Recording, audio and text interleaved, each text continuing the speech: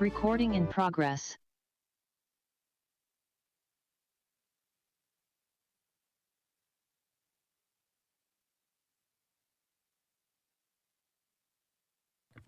All right, good evening and welcome to the Planning Commission meeting for the City of Hayward for September 26, 2024. We are holding a hybrid meeting with some participants in the council chamber and others who have joined virtually via Zoom. This meeting is being webcast on Comcast TV channel 15 and live streamed on the city's YouTube channel and on the city's website. This meeting is now called to order. May we all rise for the Pledge of Allegiance. I pledge allegiance to the flag of the United States of America and to the republic for which it stands, one nation, under God, indivisible, with liberty and justice for all.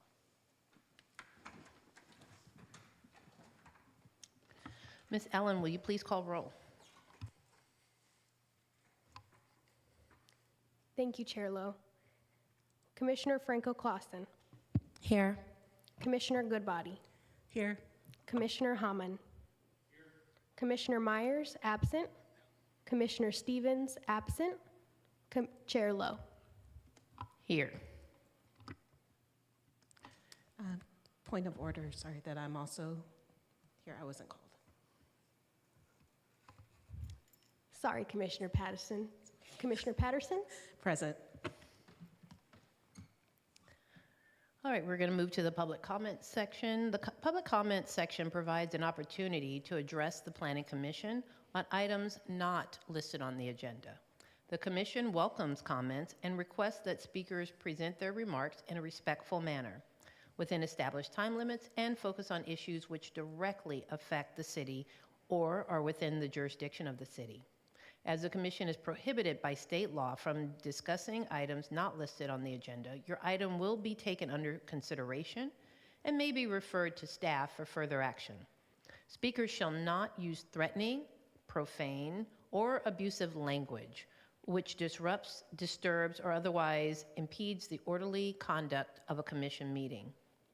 The city is committed to maintaining a workplace free of unlawful harassment and is mindful that city staff regularly attend Commission meetings. Discriminatory statements or conduct that is hostile, intimidating, oppressive, or abusive are per se disruptive to a meeting and will not be tolerated. Ms. Ellen, do we have any public comments at this time? There are no in-person or virtual public commenters. Thank you, Ms. Allen. At this time, I will close public comments, and we will move to the first item on the agenda, which is the Tree Preservation Ordinance Update work session on proposed policy recommendations for the updated Tree Preservation Ordinance. Does staff have a report or presentation for this item? Yes. Thank you, Chair Lowe. I just wanted to introduce one of our new landscape architects, one of our two relatively new landscape architects, Peter Jensen, who is leading this update to the Tree Preservation Ordinance. He has been with us for several months now and came to us from Menlo Park. Is that correct? Palo Alto. Palo Alto, another great city. And we're glad to have him here. So without further ado, I'll hand it over to Peter. Thank you. Great, thank you. Good evening, Commission. Peter Jensen, landscape architect for the City of Hayward and project manager for the Tree Preservation Ordinance Update. Tonight, the presentation will be a study session with the Commission to get your input and feedback on the larger proposed policy updates to the ordinance. Another Commission presentation will be made in the near future with all the proposed updates to the ordinance, but tonight we want to concentrate on these specific areas of update that will provide direction to complete the draft changes.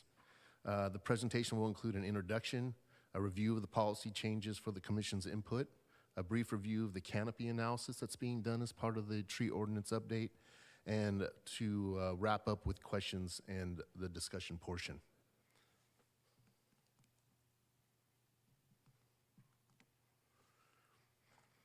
The city's tree preservation ordinance is contained within the Hayward Municipal Code and establishes the guidelines for the protection of existing trees in the city of Hayward and the process for removing, replacing, and mitigation of trees. The first tree preservation ordinance in Hayward was adopted in the late 1950s, with updates occurring in 1971 and again in 2002. The city and state have adopted several goals and policies that focus on sustainability, climate change, and the environment since the ordinance was last updated in 2002. Several Hayward guiding plan documents have also been either updated or adopted since the last update on the tree ordinance, including the Shoreline Adaptation Plan, the Climate Action Plan, the update to the City General Plan, which occurred in 2014, which notes the protection of native trees, native plant species protection and promotion, and water conservation, as well as the recently adopted City Roadmap, which specifically calls out for the update of tree preservation ordinance. As a result of the city has hired the consultant Dudak to assist with the update. The update to the ordinance, of course, is the main focus. Also to develop landscape guidelines for the Hayward Airport and to perform the citywide tree analysis or canopy analysis, which reviews basically the overall canopy coverage of the city of Hayward. Updates to the ordinance include updates of language, aligning with new and best practices for tree preservation, expanding definitions, simplifying policies and procedures, and the further protection of native trees.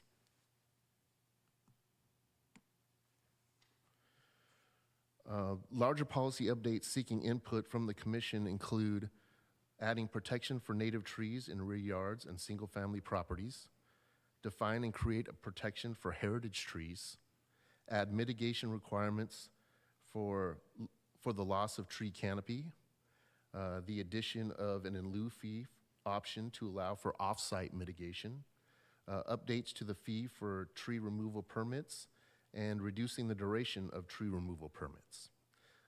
These are the basic main areas of a larger change to the policy that we really want to get input on. The first update to discuss is the protection of native trees. The current ordinance protects native trees with a 4-inch caliper and non-native trees with an 8-inch caliper for most properties and developments in the city. Only trees in the rear yard of single-family residences are not protected currently. The recommendation is to expand protection to native trees in the rear yard of single-family residents. A list of native trees is currently included in the ordinance and represents trees that are native to not just to California, but to the city of Hayward. Only native trees are recommended for protection because they provide the most environmental benefit, providing habitat, are older in age and provide larger canopy, and are able to thrive in Hayward with reduced or no water needs. They also align with goals and policies established in the Climate Action and General Plan, best ways to maintain existing canopy. Currently, the city has no course to ensure a native tree when removed from a rear yard is mitigated, as it does with all other trees, including trees in front yards. And expanding the protection to non-native trees in rear yards will require increased staffing to review. The second policy to discuss tonight is the addition of heritage trees to the ordinance. Heritage trees are not currently defined or protected by our current ordinance. Heritage trees are with exceptional qualities. Usually they are native trees, including their size, their age, their aesthetic value, horticulture, biological, historical, and cultural significance. It is proposed that the determination of heritage tree would be made by staff and must meet 3 of the criteria that I just mentioned. Mitigation of a removed heritage tree would be based upon the appraised value of the tree as the current tree preservation ordinance establishes. Due to their great value and greater positive environmental impact, heritage trees, it is recommended that removal of heritage trees, if healthy, be determined by the Planning Commission. The result of adding heritage tree protections include maintaining the biological, historical, and cultural significance of the trees, maintaining the canopy, providing an additional protection for heritage trees with an additional layer of approval for removal, may impact the development of properties depending upon its location on the property, and does align with the goals and policies established in the Climate Action Plan and the General Plan. The third policy update to discuss is the addition of mitigation of tree canopy as a metric of replacement. Current mitigation requires a tree of like kind and like size replace a removed tree up to the appraised value of the tree removed. No guidance is provided for replacing the tree canopy in the current ordinance. The recommendation is to maintain the appraised value for mitigation of the removed tree and to add the aspect of replacing canopy. Currently, a majority of replacement trees used for mitigation are small scaled trees that even at mature sizes do not replace the existing canopy being removed. Tree canopy provides the greatest value to the urban forest as it reduces the heat island effect, provides habitat for native species, reduces runoff in heavy storms and flooding, reduction of air pollution, reduces the need of air conditioning, lowering electricity demand. Large canopy trees increase property value as well. Protection of tree canopy also aligns with citywide canopy analysis that is being done as part of the ordinance, which we'll discuss here in a second. It also aligns with environmental goals and policies of Hayward, as well as other Bay Area cities which have added canopy replacement as a metric for mitigation. Maintaining and increasing the canopy coverage in Hayward is a key aspect for achieving environmental goals for the city. The fourth policy that we're going to discuss tonight is the establishment of an in lieu fee for off-site tree mitigation. No current policy exists as part of the current tree preservation ordinance for an in lieu fee tree mitigation option. Providing an in lieu fee would allow for greater flexibility for development projects, especially high-density housing development, which usually have limited space for tree mitigation, resulting in planting of fewer trees with smaller canopies. It also ensures that trees to be removed will be mitigated within the city and provides a funding source for tree planting and supports the city goal of planting 1,500 trees annually. It also provides the opportunity to plant trees in underserved tree canopy neighborhoods per the canopy analysis. The next two items were reviewed with City Council, but no specific input is requested from the Commission tonight. These include the creation of a sliding scale for tree removal permits and the reduction or the duration of the tree removal permit. Currently, the tree removal permit is a flat fee of $495. It doesn't matter if that's for one tree or 100 trees. What staff is recommending is that we have a sliding scale for the fee. So one tree, which most trees in the permits that are received by the city are for one tree. So it would reduce that amount, which would be a benefit to the community. And then for trees that, of course, the more trees that you have and want to remove, the higher the fee would be. This is to help with cost recovery of staff time that have to oversee the review and inspection of the trees that are removed and then the new trees that are replaced. The other update would be to reduce the duration of the tree removal permit. Currently now, the tree removal permit is good for a period of 1 year. Staff is recommending that be reduced to 3 months.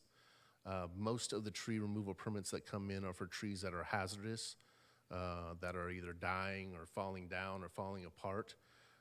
We would like that tree to be removed in a more faster, expedited manner, just for safety purposes. So we would like to reduce the duration of the permit from 1 year to 3 months, and then allowing a 6-month grace period that you could apply for if so required. Of course, that would also depend upon the tree itself and the imminence of it either falling down or creating too much of a hazard for the community around it.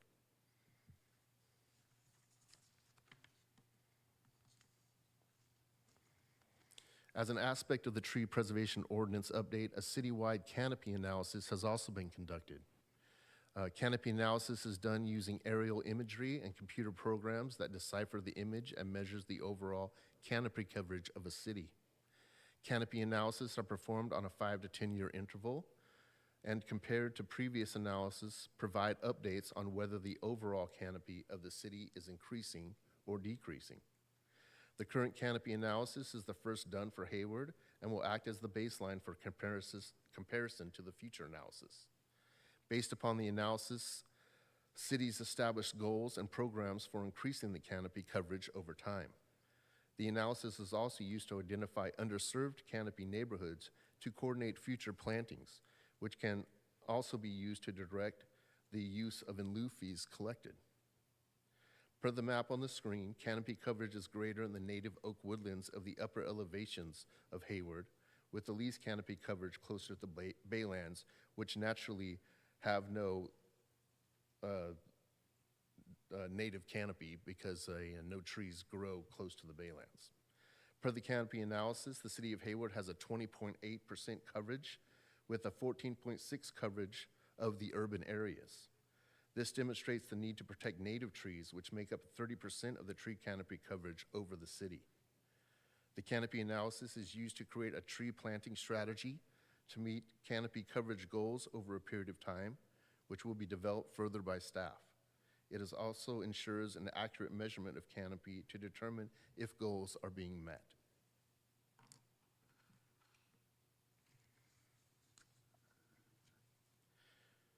As part of the review, on September 24th, last week, the presentation was also given to the City Council for their feedback. In general, they're supportive of all the recommended updates to the ordinance.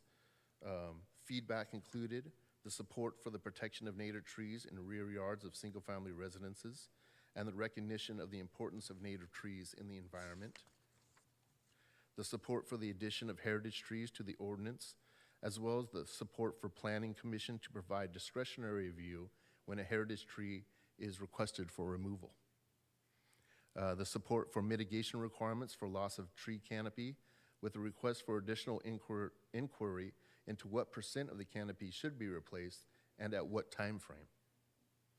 The support for the establishment of an in lieu fee for tree mitigation with a request to bring back how the fee would be calculated and what the fee would be used for, as well as using some of the fee to assist the community to maintain and prune the trees.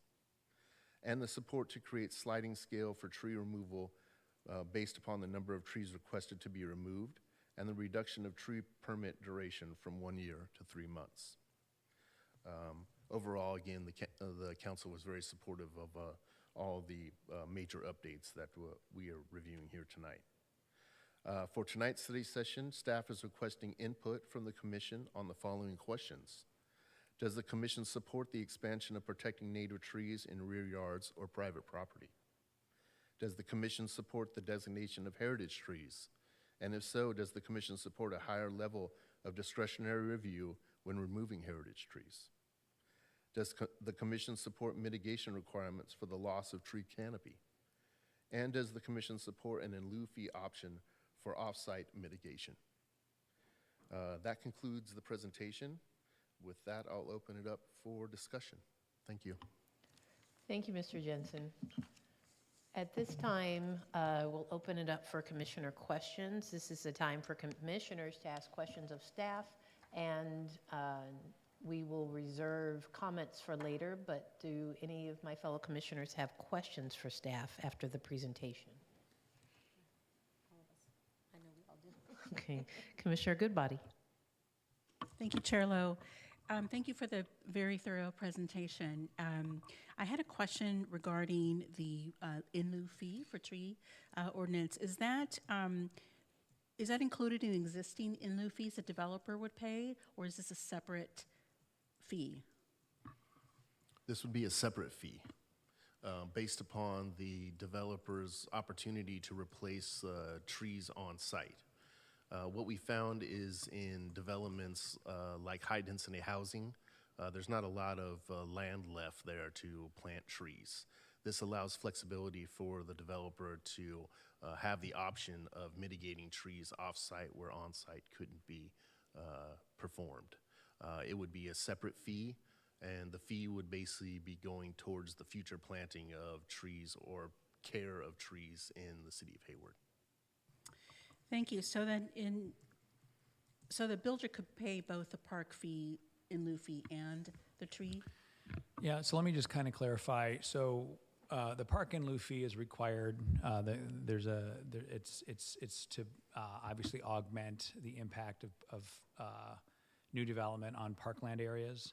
And so all development that are subject to the park in lieu fee would be required to pay that. This does not necessarily get activated. This fee does not happen unless an applicant is wanting to remove a tree. And under our current practice, what we do is we require an arborist report.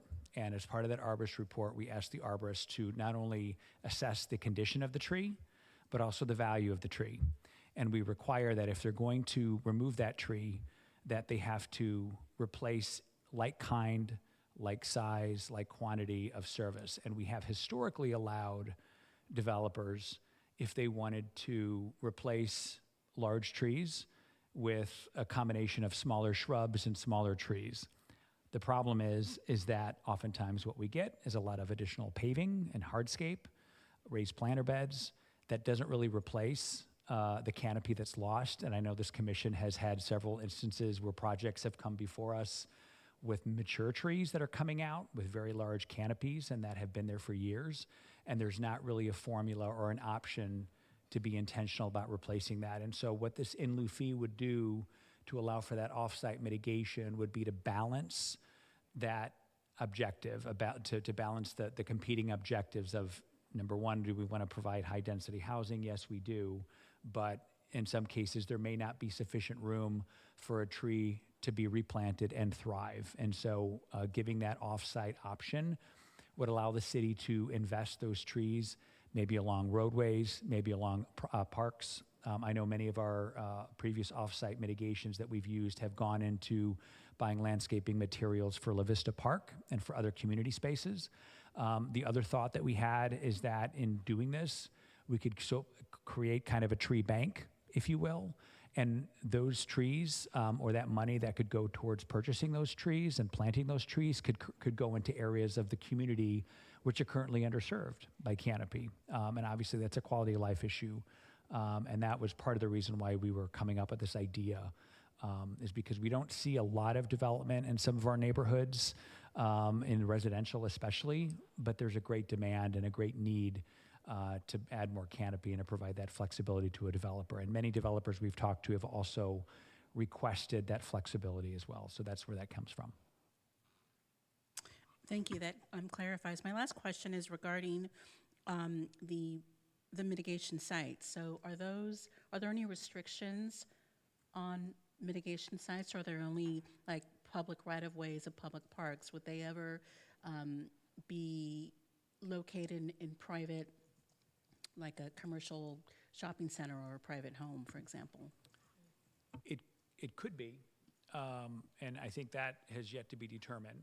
I mean, there's any number of options. I mean, obviously, if the city is taking an in lieu fee with the intent of purchasing additional trees, and that would be the idea, is that this money for the tree that came out could only be used for new trees to be planted in the future. It could be up to the city to work with community partners, maybe planting some additional trees. There could be nonprofit groups. Some of those could go along, as you had pointed out, to known projects. We used the Mission Linear Park. That was a project that finished about a year or two ago, and that one was a great benefactor of some of the trees. So it could go for any number of public or private projects. Thank you. Commissioner Frankel-Clausen. Thank you. I'm going to piggyback that because I want to go back to. So first, my first question is, could you pull that list of questions that you want us to give comment on, the last slide that you had? Perfect. Thank you. Because you're asking us a question, right? Of course, we want the expansion of native trees. I believe most of us are in support of that. But I have a question, is like, when you look at the city of Hayward, has someone surveyed all the trees on public and private properties. And I only say that because I live here and I'm very active in this community, and there's a lot of dead and sick trees that have not been addressed in the 3 years that I've been here. That sidewalks are covered in, like kids walking through neighborhoods, it's got sap, like you can tell the trees are dying. And I've been here 3 years and I haven't seen anyone do anything to the trees. But do we do that review and say, all right, well, here's the area where we need to start? I think that's very important. If we're creating like a, hey, let's care about the trees. Let's care about all of them. Second, I know you have a good response for me. I can feel it. But it goes to something that, by the way, thank you for your presentation and welcome. I just wanted to say that. I meant to say that at the beginning. I like the idea of an in lieu fee going, but developers can afford that when they're trying to develop property to make money. That's for them. But when people move into homes or neighborhoods and those native trees are already there, you know, that they did not plant, they are not responsible, or they're on sidewalk land, then you put that on that onus on people who may not afford to take care of something that they didn't know that was going to be such a process. So I do like the, I think you called it a sliding scale fee, but I just want to be realistic to, you know, the working families in this community of what they can afford versus a developer who doesn't mind paying. We've been here through a lot of presentations of keep the tree, get rid of the tree, you know, do something else, don't make the sidewalk, push it back. But that's what I would like to start with. Yeah, so good question. To answer your, I guess to get back to your first question, we do, there are quite a lot of trees that get planted. And so the question about the canopy survey, that did look at public and private. So what you see there is a totality of all of the tree coverage. And they use satellite data. They use LiDAR data that basically from Alameda County that was done back in 2000, or 2020 rather.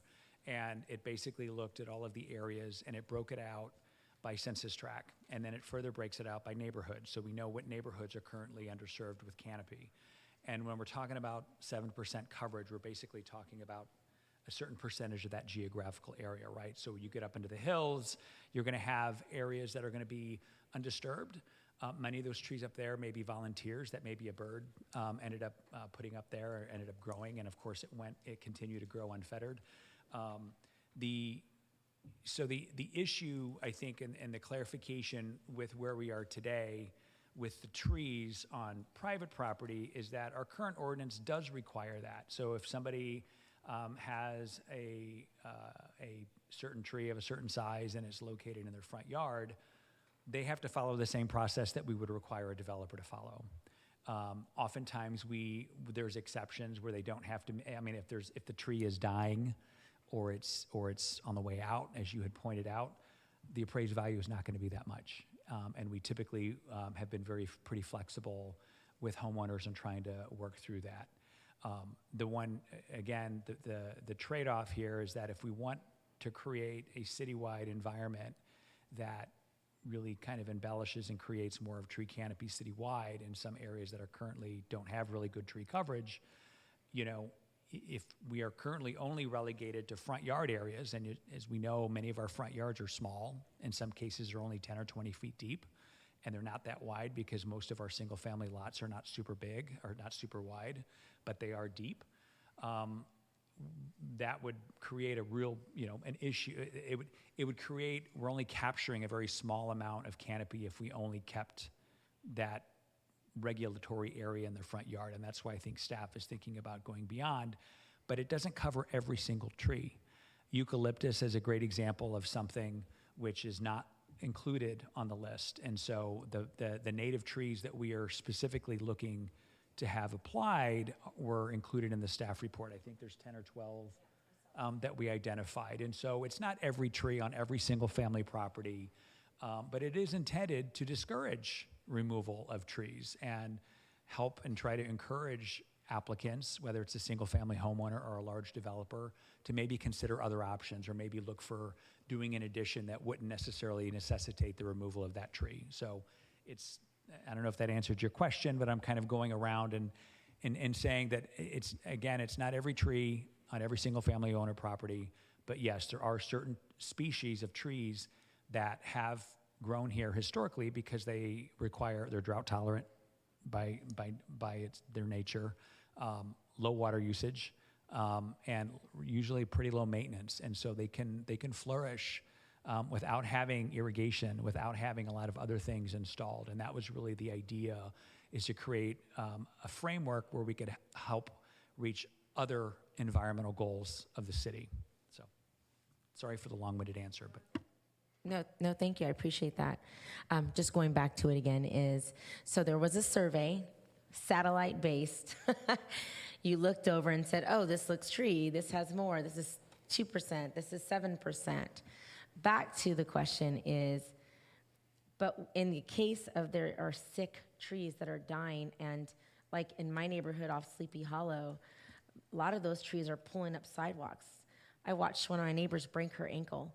And I was like, call the city. But in our neighborhood, a lot of those trees are uplifting city sidewalks and parts of our streets. We were so lucky to get our streets repaved, by the way. But in those cases, like in my neighborhood, there's a lot of sick trees growing onto people's houses. It's overflowing from the side.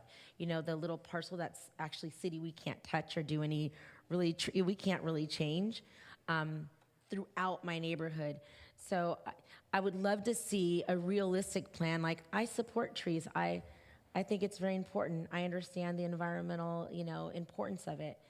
But in reality, not everyone can afford to remove a tree that is on their property that they didn't plant. We know I don't think a lot of these are native, because even my house has a bunch of trees that were planted that are not native. But I would hope that when we make these suggestions, that was thought about when we think about the residents of Hayward, and what is the medium income of what people can pay, especially that people are still recovering from COVID and the rise in the cost of living here. These are all factors I want to be considered when we ask these types of questions that we've really thought about, and so the community will be on board instead of getting this notice like, no, you can't remove your tree, it's going to cost this much.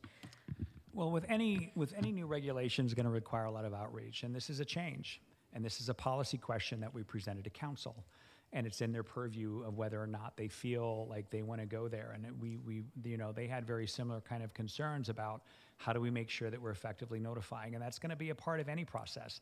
But that's the same as we did with our objective standards, where we changed the setbacks and we changed the building areas. It requires outreach. It requires being creative. And so, I don't think the job is done with this work session, but we need to start somewhere, and we need to get verification and feedback on whether or not there's even any base level support. And that's kind of where we're bringing this to the commission this evening. I would like to say too that the tree canopy analysis is like a 10,000 feet overview of basically the city. It doesn't really look at the health of specific trees or what the type of trees are. There is going to be a tree inventory analysis that's going to start being done soon, which will basically then account for every tree in the city. It'll tell you exactly where it's at, what type of tree it is, what type of state of health it is at the time of that. And it's like the tree canopy or analysis. It has to be done every once in a while to keep it up. So this is kind of the first step with the canopy ordinance, and then there will be a much more detailed that'll come along, and it'll take a little while to do, of course, because there's a lot of trees out there to have an inventory of, but that is definitely in the works to have that as well, which will definitely help with the overall maintenance and replanting of trees in the city, for sure. The other thing, too, is that the in lieu fee will mostly focus on developers. I don't know if of a single-family homeowner would ever want to pay an in lieu fee to replace trees in other locations. Usually, within a backyard of a typical residence, there's space to, if you wanted to take out a native tree, there's space to plant a new tree there to replace it. So there's that opportunity. I think by singling out native trees just because of the impact they have, the greater impact they have on the overall environment and usually their size, We want to protect them, mostly protect them, but if they have to be taken out, we want to make sure that they're mitigated so that the tree is replaced. Right now, we don't really have any mechanism to make that happen. So what's happening now is, someone takes out a large oak tree in their backyard, and then usually nothing is planted. So we're losing that. We don't have any type of mitigation for that. The other thing, too, is with the sliding scale, that is with the idea that if you would like to remove a tree, and again, usually the removal requests that we get are for one tree, that the fee would be a lot less than to remove one tree. So that would have a more positive impact, of course, on the community. It would be a less of a fee. We also hope that it would encourage people to actually, follow kind of the guidelines of submitting a permit so the city can make sure that the tree was removed properly, and then that, most important, that it's mitigated and replacement trees are planted. So. Thank you. Thank you very much, Commissioner Franco-Clausen. Commissioner Patterson. Thank you, Chair Lowe, and thank you, Mr. Jensen, for your presentation, and thank you just all the staff for this comprehensive report that I'm very excited about after all of our discussions about trees and some of the developments that came to us. So I do have a few questions. So one is a clarification. I think just going back again to the last slide with the 4 questions that you've asked us. And so just so that I'm really clear, the first one very clearly says that it's about private parcels. Are the remaining, it seems like the number 4 is also about private parcels around the in lieu fees. And I don't know if it would be helpful to have the slide back up just so I don't have to read the questions, the last slide of the presentation.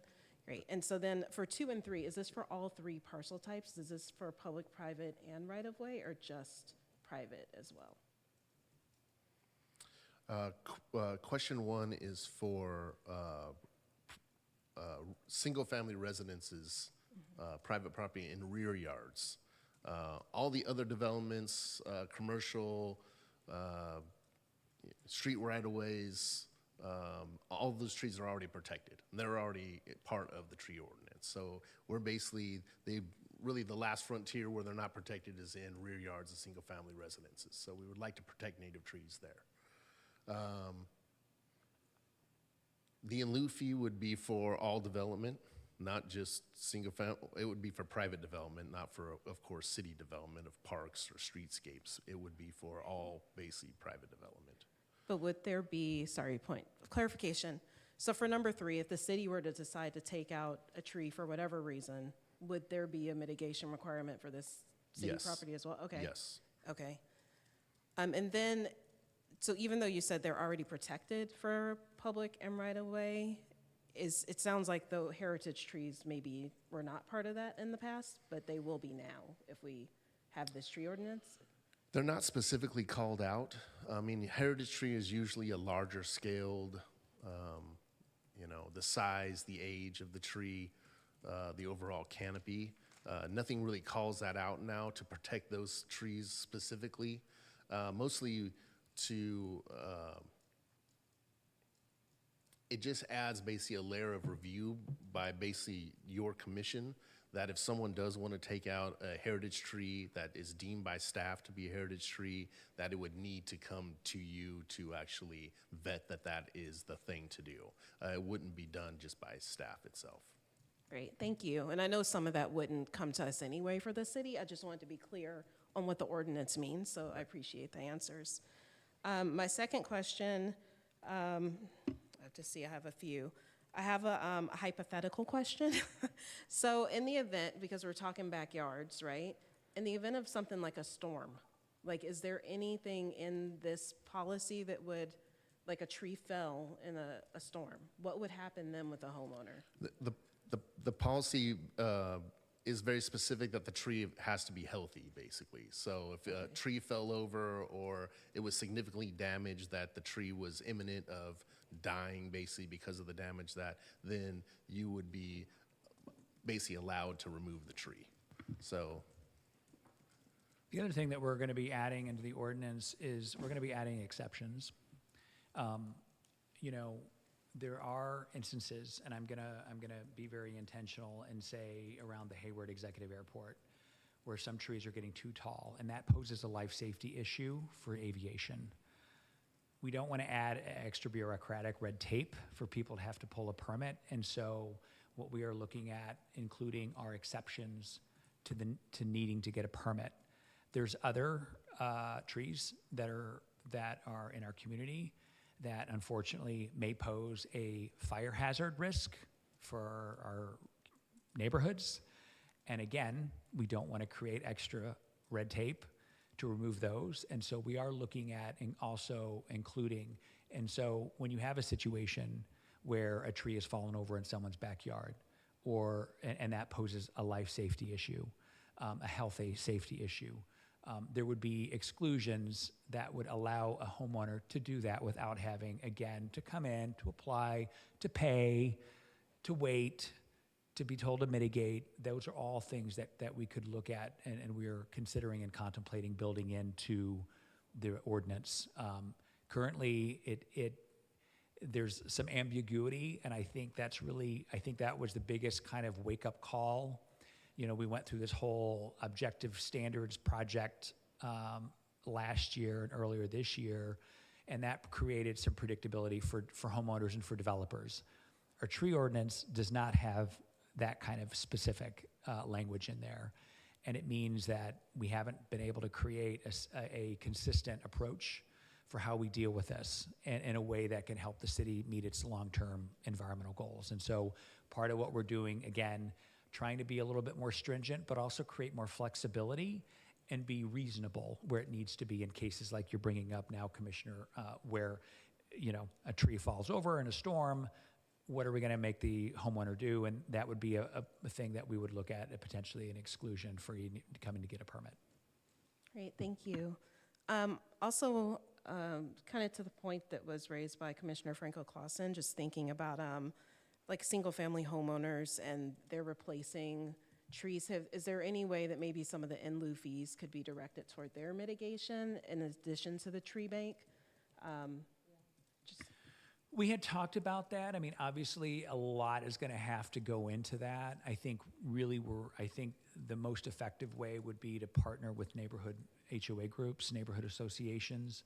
You know, not only does could that be beneficial to have like a tree bank to be able to replant trees that are lost, but a lot of homeowners think that they're done at the point when they put a tree in the ground and they don't think they need to maintain it. And of course, that's not good either. And 3 years later, the tree's dead, right? So part of it is coming out with not only, you know, how do we maintain, how do we, you know, not just the value of planting a tree, but the value of maintaining a tree and providing some additional information.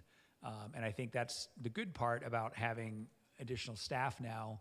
We have the ability to go out there and create more of these public outreach efforts to really help educate the community. And we've already seen, I will say, since we started this effort over a year ago, and we have been going to the downtown street fairs, we have been promoting, we did the tree survey, we got a really good, robust response.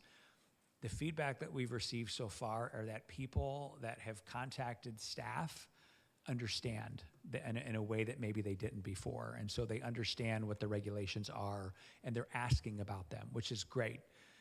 Oftentimes, unfortunately, our staff gets called out because a neighbor calls on and reports on their neighbor, and it turns into a code enforcement issue. And then with code enforcement, there's fines associated with it. And so we're trying to not be so reactive. We're trying to be a little bit more proactive and flexible. So I don't know if that answers your question, but that's kind of the thought process.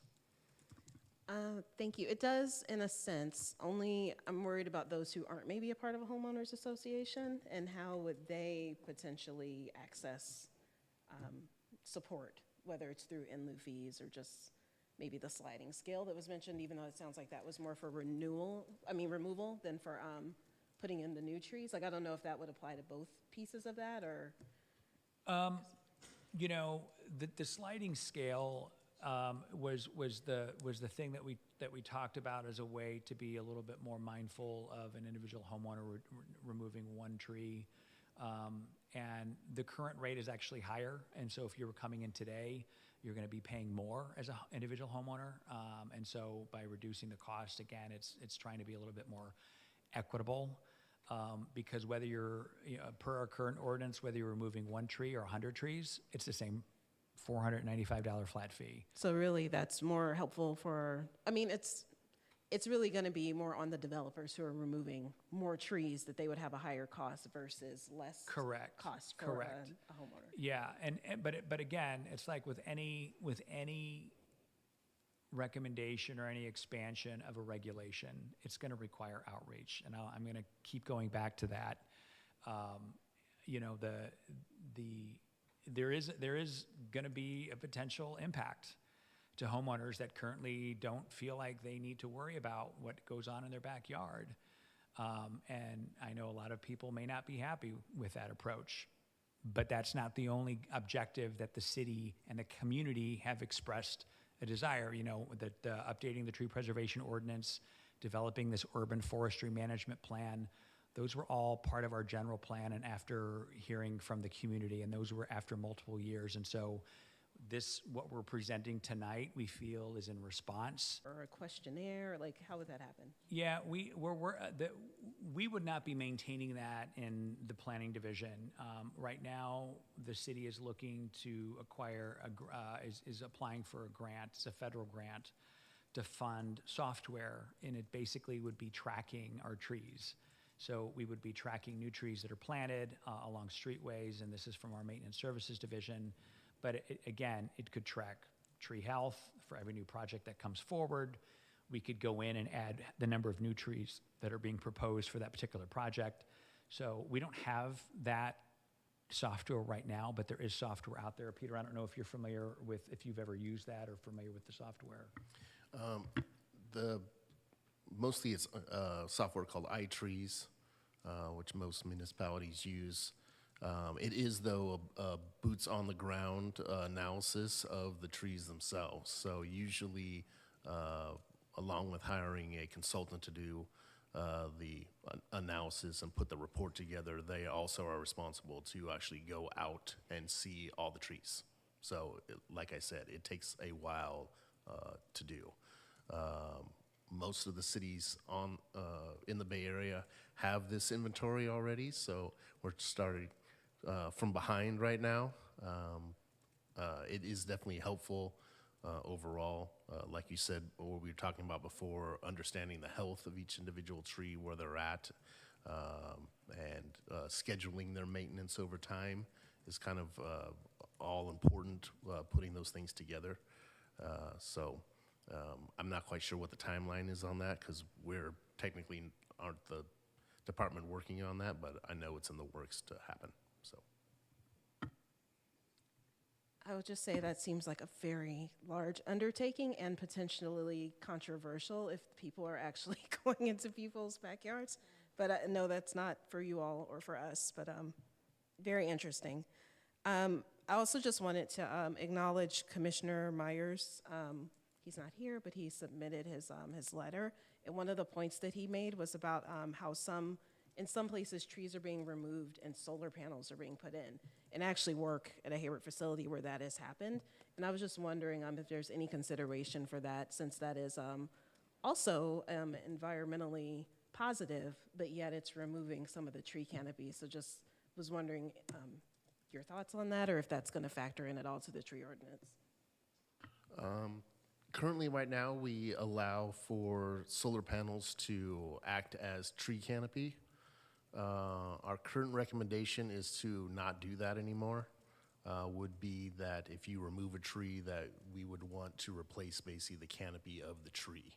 That again is where the in lieu fee comes into play. If you're building a large carport that is a solar panel, which is taking up most of your viable area to plant mitigation trees around it, then you would have the flexibility and the option of paying the in lieu fee to basically plant trees and reestablish the canopy throughout the city. Not your specific site, but at least it's being done and mitigated in the city. Thank you. Thank you, Chair. That was my last question. Thank you. Commissioner Hammond? Hello, I want to thank staff also for the report. So I have a question. Is our current canopy goal in line with Governor Newsom's goal of 30% canopy for all the cities by 2030? Nope. We have 20%, as we showed on this slide. We have about a little bit over 20% canopy right now citywide, and that includes areas up in the Hayward Highland area, so the woodland area up in the hills. So no, we're not meeting that. And so again, one of the things that we ask council is, do they want to establish a canopy mitigation requirement, again, to help replace some of that canopy? So again, this is all part of the conversation. Most cities don't have canopy mitigation requirements. In fact, I don't know of any of them in the Bay Area that do. We would be one of the first communities that would be looking to accomplish that and propose that. So that in and of itself is a pretty bold initiative. I haven't read any specific legislation related to Governor Newsom, but I would just say that I think most cities in the Bay Area would be really hard pressed to meet a 30% threshold based on some of the information that I've seen so far. Okay, so I also read where the city of Hayward was voted Tree City USA up until 2019. What happened after 2019? Well, it was suspended for the pandemic, and so and after that, I don't know. We'll have to look into it, but we didn't apply. That's the National Arbor Foundation that designates, I think, and I'm not quite sure the process for designating a Tree City USA, but we certainly, if we were recognized for our efforts, then I would think we would hopefully want to continue that. Okay, and what are the current goals for tree canopy in Hayward? We don't have any.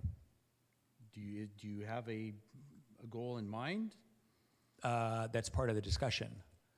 So we don't have a percentage amount. So if we're, I think we're going to probably rest that discussion with council on what percentage they want to rest on, because I think as we're hearing tonight, there's a lot of competing interests. But right now we don't have any canopy requirement. And so the question is do we want to establish one? And then we can get into the question of, well, I know council, one of the feedback that council has is maybe we should be looking at specific areas of the city, specific neighborhoods to meet, residential, single family as an example. We want to make sure that they have at least 20% canopy by a certain year.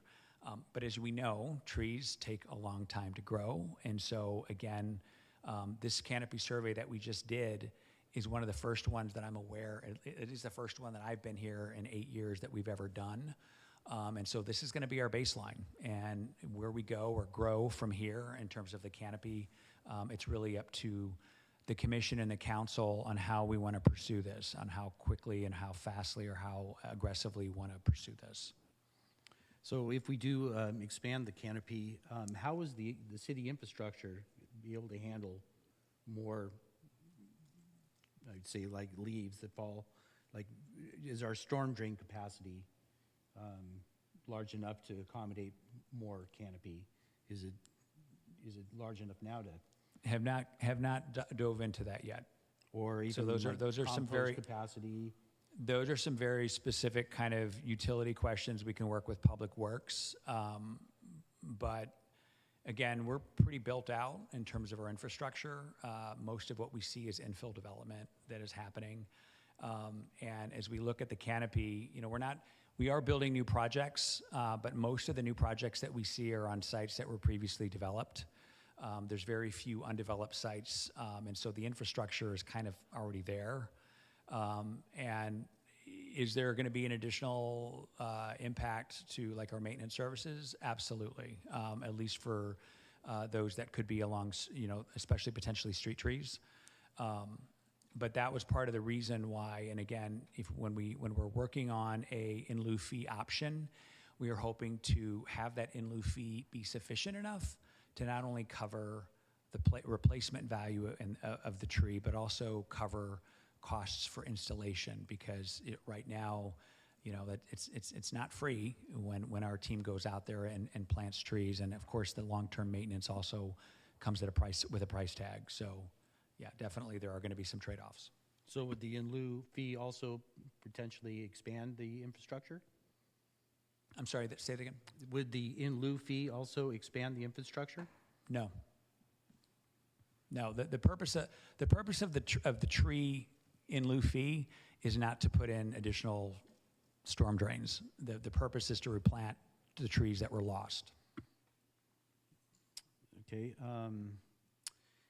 And then as far as coming into backyards, I think in the future we're going to need to see more people go towards solar panels. And how would the tree canopy affect solar panels? Would there be exemptions for? Most of the solar panels that we see, and there could be exemptions for that, because obviously solar panels are allowed per the state. Most of the solar panels that we see now, at least on single family, are all placed on top of structures. And so, I mean, that is going to play a part of reviewing for mitigation. It's also going to play a part when somebody's wanting to remove a tree. Is there a place where they can replant that tree on site that would not potentially interfere with solar panels and solar arrays? A lot of the commercial projects that we see, sometimes they have freestanding, and as Peter mentioned, some of the commercial projects that we have approved recently are actually solar, are carports that have solar on top of them. And they're great for solar generation, and they're great for providing shade. And currently, right now, per our development requirements, we require parking lot trees, which of course, pre-solar panel, pre-EV charging, that was great, but it's not realistic, because a lot of what we're seeing now is we're seeing people rip out those parking lot trees and put in EV charging or underground conduit to charge the EV charging. And we don't want that. We don't want somebody to invest in putting in a new tree only to have it ripped out 5 years from now. So again, that's not specific to the tree preservation ordinance. That would be handled separately in terms of dealing with our design or development standards in terms of like what would be the requirement. And I did just want to clarify that we're talking about, for the purposes of this discussion, we're only talking about tree removals and tree preservation. All development in Hayward, whether it's a multifamily or commercial development, there's still design criteria and design thresholds that they have to meet. So we're never going to see a project remove all of the trees and not put something back. They're still going to have to do some sort of landscaping, some greening, something like that to be able to satisfy our development regulations. It just may mean, though, that if they don't have enough physical room on site, that they may have to look for a different location. And of course, this could provide that flexibility to them. Okay. Okay, that's what I have. Thank you. Thank you very much. All right, so I have a couple of questions as well. So you mentioned that this is a very bold initiative, and I was wondering whether or not when you combine the 3-month permit periods that we're thinking about changing it to, and in conjunction with the in lieu fees, is staff concerned at all about deterring developers from developing within the city because of these extra fees that maybe our surrounding cities don't have? When you're saying extra fees, I'm not sure what you're talking about. So if we limit the permits to 3 months, wouldn't that mean if they go past the 6-month grace period, then they have to get a new permit? Is that correct, or am I missing something? It would be potentially, yeah, they would have to reapply. So that's another little bit more money. And then if they need to pay in lieu fees, that's even more money. So I'm just trying to figure out, would we be in a position where developers are paying any more than they would if they develop in surrounding cities? No, because the reason being is we currently require that they make the project whole. So we currently require an appraisal, and we currently require that they replace what they're taking out based on the assessed value of what's coming out, and they have to put that back into their site. There currently is no option to do off-site mitigation. And so what we've been seeing, as I mentioned earlier, is that we see a lot of projects that are removing very mature trees and they're replanting them with ornamental or shrubs or raised planters. And all of the pavers, you know, all of that comes out of the overall fee of the assessed value of the tree that's coming out. So that amount is not, in addition, we're not proposing anything new than what we're currently not already following. We already currently require developers mitigate for the appraised value of the lost tree. What we're asking is providing, and what we're proposing is providing an option for them to be able to mitigate off-site, which currently does not exist. So yeah, I understood that. What I was trying to figure out is, it seems to me that if right now what the developers are doing is they're replacing these mature trees with these smaller trees, if we instead ask them to have a more specific appraised value of the tree, including the cost to replace the tree and maintain it, it seems like that would be a greater amount than what they are currently spending. It just seemed like it would be, but if it isn't, that's fine. It's not. It It wouldn't isn't, be. okay. We're not gonna, the only thing that we would be looking at potentially proposing is having an in lieu fee for an off-site mitigation be higher than 100% of the appraised value, which is what we currently allow. And the reason being is because at the point when you're not planting it yourself on site, you're relying on the city or somebody else to plant it, and there's a cost associated with that. And so, you know, providing the option to a large developer, they may not have a problem paying a slightly higher percentage if they can build out and fully develop their site.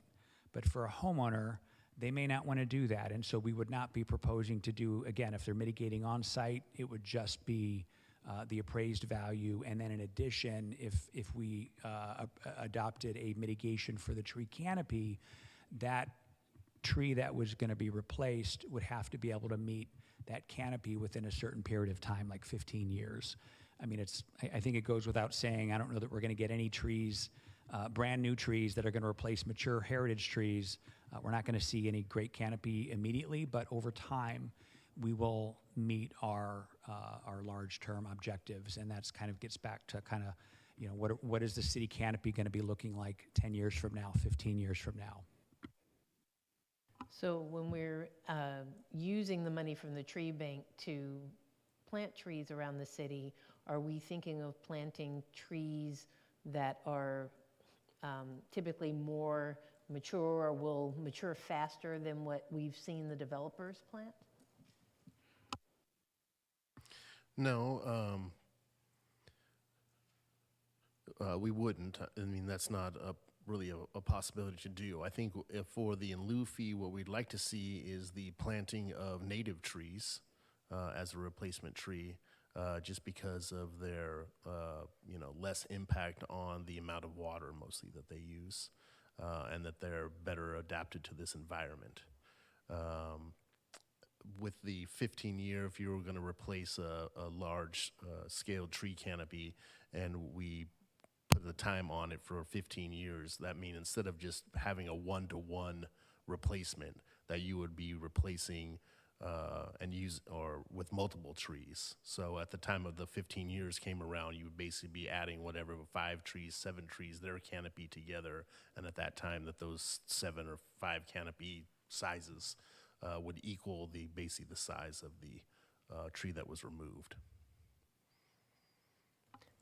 Thank you. And do we currently require the developers to replace a native tree with a native tree? No, we do not. Have we thought about doing that? That is something that we definitely could consider. I mean, right now, the canopy replacement is basically in a response to that, because what we are seeing is that most of the trees that are placed on site are definitely smaller scaled canopy trees that even at mature sizes would only be 15 to 20 feet of canopy. So this is basically an incentive, a metric to measure that would promote the planting of larger scale canopy trees to ensure that the canopy was replaced, because right now it is definitely not. And I know that you, and please correct me if I'm wrong, but I think with the street trees, when they are sick or breaking up the sidewalks or those sorts of things, there are exceptions. And you talked about there would be exceptions as well for homeowners. As it relates to the backyard, if we were going to regulate the backyard, would we have similar exceptions for, excuse me, if the roots of a tree were disturbing a driveway, the pavement of a driveway or a fence, or things like that? Would there be exceptions for those things? Yeah, and we currently have, when we get tree removal requests today, that is oftentimes what we see. We see people, neighbors complaining that their tree, or residents complaining that their tree is impacting their driveway or it's damaging their foundation. And that's to me, that's a no-brainer. Like, of course, we want the tree, and that's part of the issue is when we're only regulating a very small number of trees in a very small area on a very small portion of a lot. We're really limiting ourselves of being flexible and allowing other areas to be able to count as to be able to satisfy that mitigation as well, and also try to help us meet our canopy objective. So to answer your question, yeah, there will be some exceptions to needing to get a permit for those trees that are problematic, but that doesn't really change from how we currently handle tree removals. Right. Currently, as an aspect of my job is to go out when someone requests a tree being removed, staff goes out and basically observes the tree to make sure that what is being discussed is actually happening, and then makes a determination on if the tree should actually be removed or not. So if it's in bad health or damaging a foundation, those would all be legitimate reasons for a removal of the tree. So that is something that we're taking a look at and making a determination on if that is happening, and then the tree is allowed to be removed. And then the next aspect of that, which I think is even more important, is that we also then make sure that there's new trees planted and that the tree is mitigated. But that's really the part that we're falling short now. Since I've been working here, I think we've had 3 projects where in the rear yard of a single-family residence, large-scale oak trees, 150-year-old oak trees have been removed. We have no course of action to request more trees be planted or anything like that. So we're just basically losing that canopy without having any opportunity to replace it at all. And that's kind of what we really want to. We want to replace it so we can keep them and maintain the canopy. Thank you for explaining that. That actually was very helpful. I really appreciate that. So before we go to commissioner comments, can we see if there's any public comment on this item? Ms. Allen? There are currently no public commenters. Thank you. Then I will close public comment on this item and open up for commissioner comments. Commissioner Franco-Clausen. First, I want to just thank you all for the discussion, and thank you for answering a lot of the questions. And to my fellow commissioners, I feel like we were reading each other's minds as we're asking those questions. My comments would be, could you bring those questions back up, please? Oh, we can't. Okay. So I'll just be honest. I'm okay when you come back with those exceptions and you look back at how we're going to make this more equitable across even development, public and private. I'm about that, and I'm making sure. I have a lot of trees on my property. I'll start there, but we can eat from them, so they're all fruit and trees. But I don't think I'm actually comfortable with someone telling me what I can do in my backyard. To me, it's a very private, because the city is not helping me maintain those trees that, unfortunately, I inherited when I bought the house. But what I would say is in the front of my house, especially on my street of Sleepy Hollow, which is a very long street that is lined with trees that are they're inside of our PG&E wires. They're not maintained at all. And it's a lot of seniors on my block who don't have the money to do that. So us as neighbors, we try to go and help trim each other's trees, I think it would be really hard for somebody on a fixed income and we don't know their financial settings to have to be responsible for removing a tree. And these are beautiful trees, but no one's maintaining them.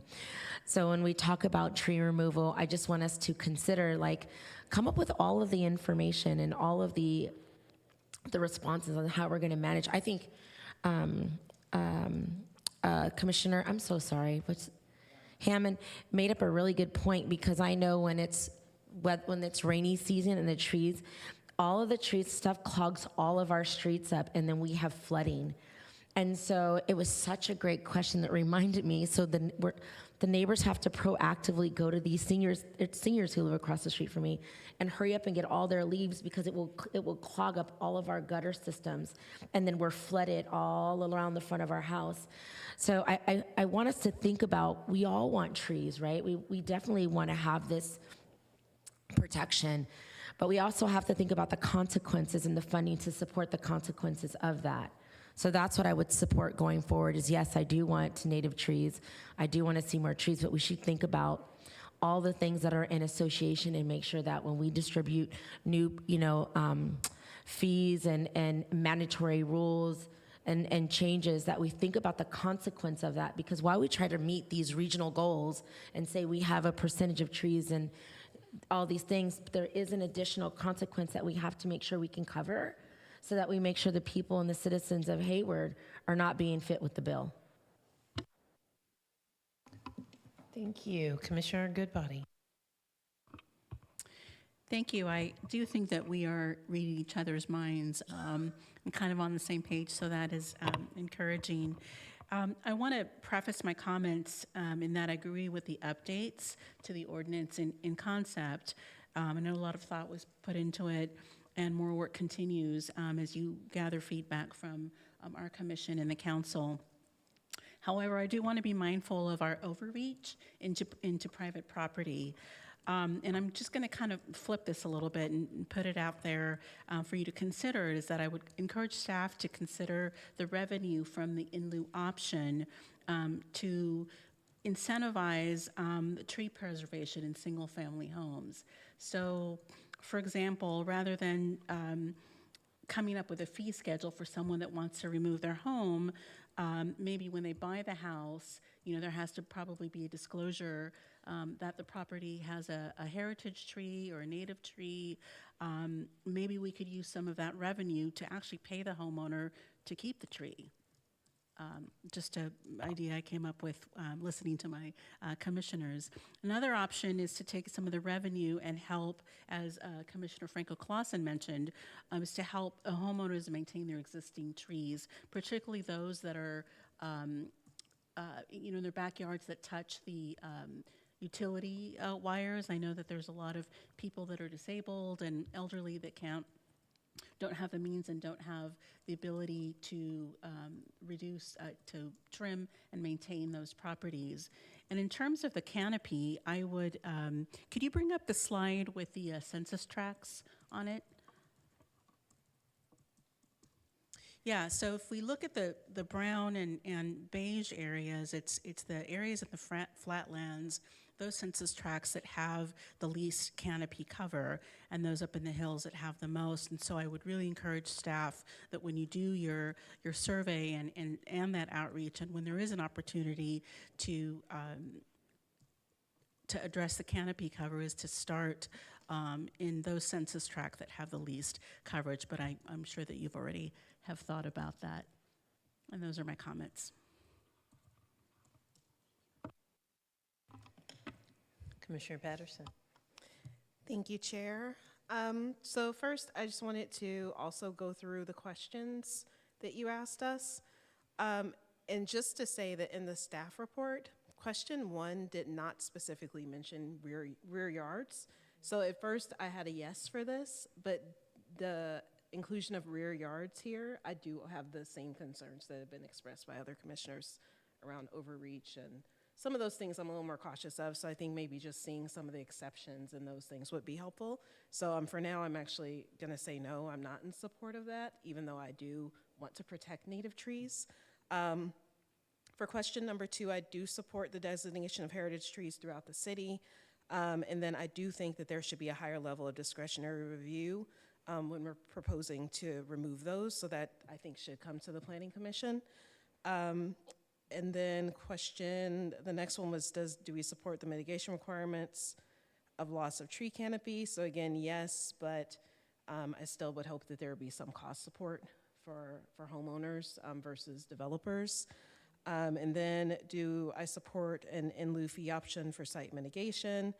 I said yes to this.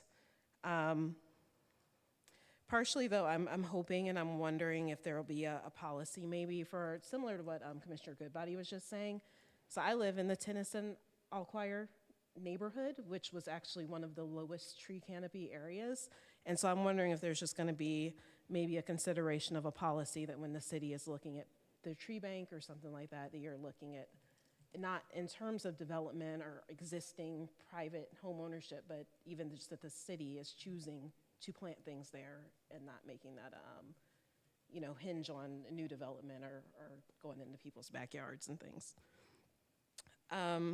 So those were it for the questions. I also did want to say, I know you said you weren't looking for our input on the sliding scale, but I do like that idea, so I just wanted to name that. I think that that's great. I also think that the 1 year duration, if that would be helpful at all to shorten the time that people have, I'd be in support of that as well. I also want to thank the city for the, I thought was really nice public outreach, and the description of it. As you all know, I'm really always excited about community outreach, and I think that's so important as well. I'm glad it's been mentioned many times tonight. I did receive the survey and emails and saw it and forwarded it to other residents who had already seen it, and so I was really excited by that, and I thought that the city did a really great job reaching out to the public on this. So just wanted to mention that. And I think that, I think my last one, I can't read my own writing. I do like, before I go back to that one, I do like also Commissioner Lowe's idea of having potentially something for developers, like a requirement to replace native trees with native trees. If that's something that's easily doable and maybe wouldn't be a deterrent to development, it's like, that would be, I think, wonderful. And then this last one, a canopy goal in the policy.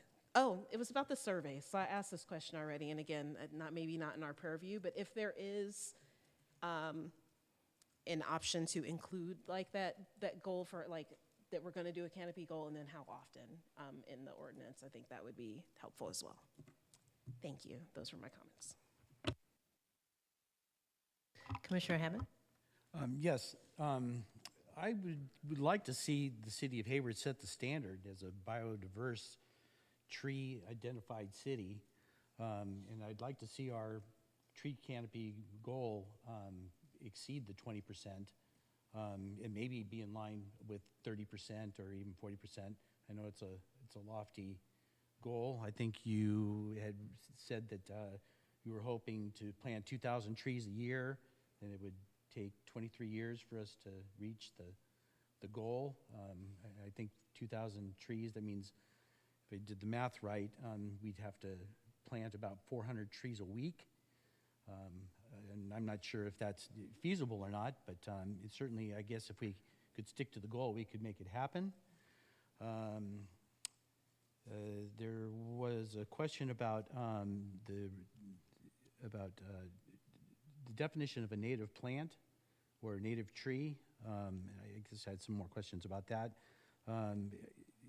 Native being what perhaps was here before, or if we can maybe expand it to be maybe native adaptive. There are certainly trees that we could bring into the city that would be beneficial. There's some trees that probably are not as beneficial. In keeping things, I guess, native also, it already is supporting wildlife. And if we remove the trees, then we also remove the wildlife. Let me see, the questions again. If you can bring the questions up again. So I do support the expansion and protection of native trees. however you define it. I think supporting the protection of all trees. If we protect all trees, I'm not sure if the definition between a select tree or a heritage tree really is relevant. But I would like to see the protection of all trees. If the goal also is for the city to fill the city with trees, then regulating backyards, I guess, would be a must, because you would need those trees in the backyards to be able to meet that percentage. If it's not the goal to reach that, then maybe I might question maybe our reach into private property. So yes, I do support the designation of heritage trees in all trees, and if a heritage tree is going to be held higher value than the other, then yes, I agree that we should have more of a discretionary review, whether it's Planning Commission or City Council. I do support mitigation for any loss of trees, whether in replanting this for that. I might suggest if they remove one tree, that somehow we try to replace it with 5 or more. And I guess the money goes into a special fund, I'm assuming, and that's regulated and dispersed fairly. And so also for the in lieu fee option for off and on-site mitigation, I fully support that. And the survey was good too. It would be nice to see the results of the survey, to see where all the numbers kind of landed. I didn't see that in the report, but it looked like you reached out to quite a few to quite a few groups. I guess I also like the sliding scale idea. I think if you're going to be adding more staff to have to do this research, then that's going to cost. And if people would like to make that happen, then they should pay for the privilege. And I think that's it. Thank you, Commissioner Hammond.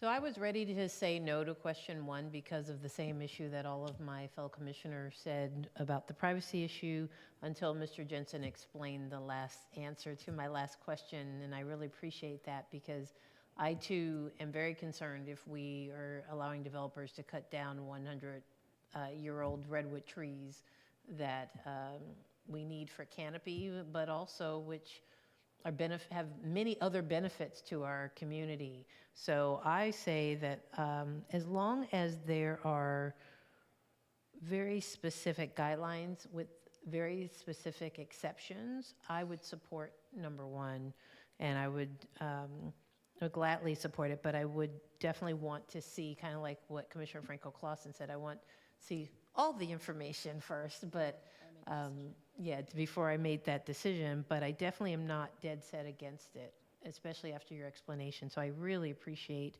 your patience with our questions. Thank you so much on that.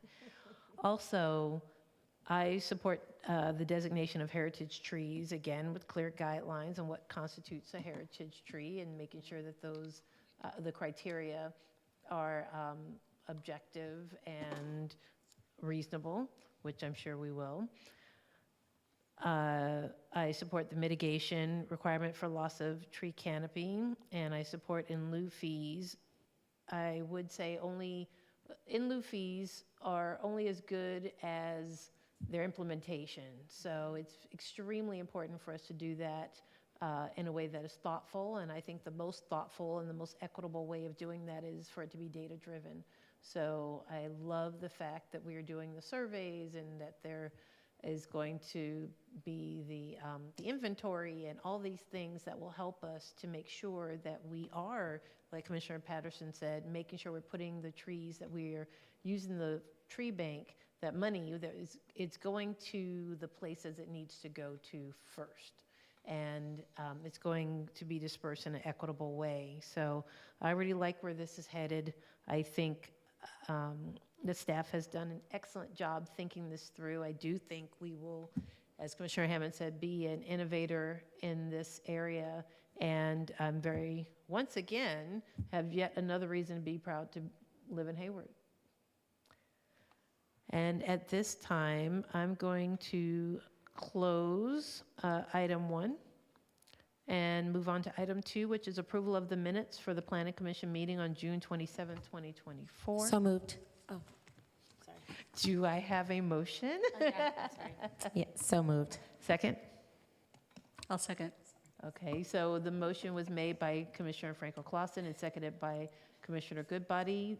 May we please have you take a roll call vote? Ms. Allen?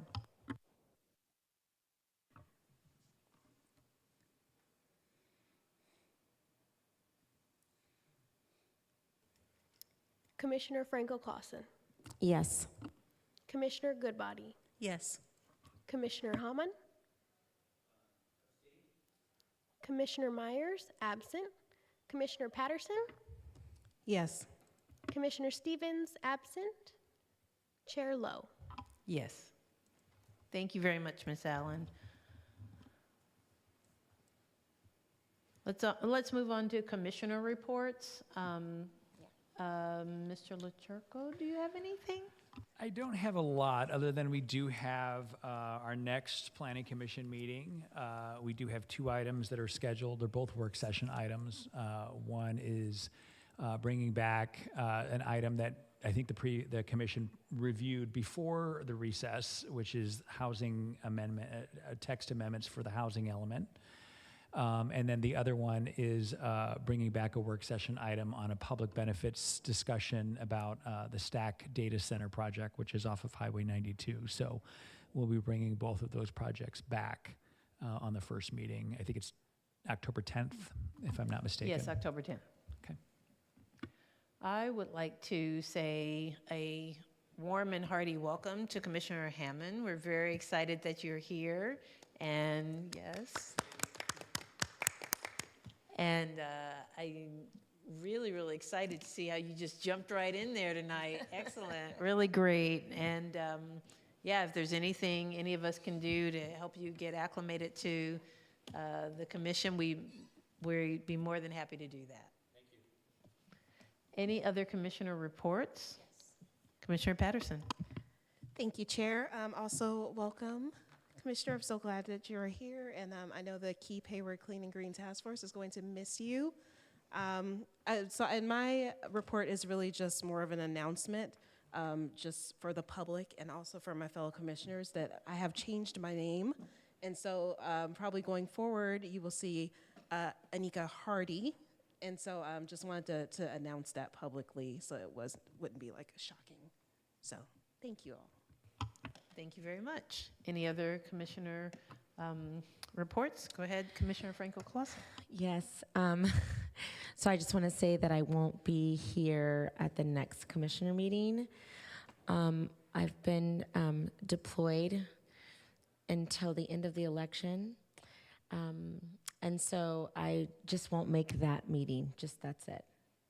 I just apologize in advance, but my work schedule doesn't allow me to do that until the end of the election. So that's it.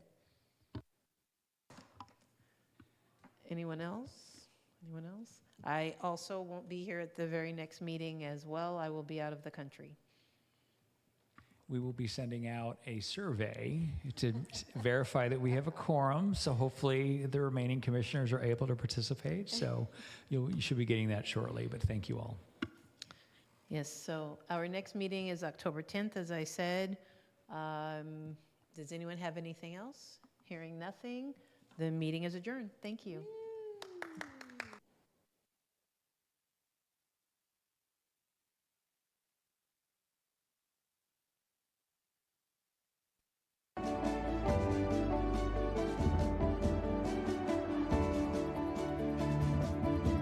Re-